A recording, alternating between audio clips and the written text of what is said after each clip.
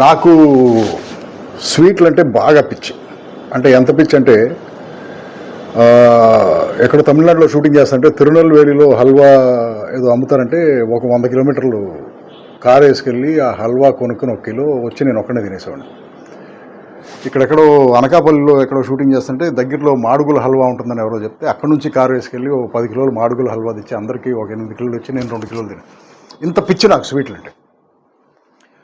So ప్రతి ఊళ్ళోనూ ఏ sweet దొరుకుతుందో తెలుసు, ప్రతి జిల్లాలో ఏ స్వీట్ షాప్ బాగుంటుందో తెలుసు, ఏ స్వీటు ఏ టేస్టు ఎలా ఉంటుందని చెప్పి నేను తినడం కాకుండా ఫ్రెండ్స్ అందరికీ పంచడం జరుగుతుంది.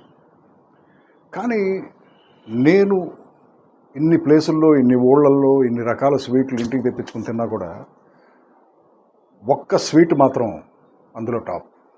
అదేంటంటే రాజమండ్రి గంగరాజు గారి పాల్కోవా. ఇది నాకు ఒక 25 ఏళ్ల క్రితం ఎవరో అలవాటు చేశాడు ఇక్కడ లోకల్గా ఉన్న friend.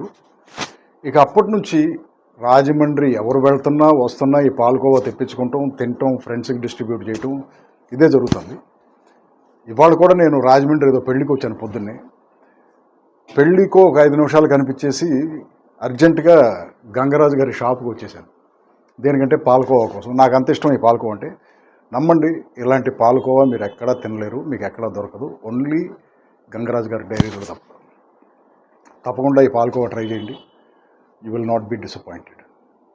Number 1 palkova in India.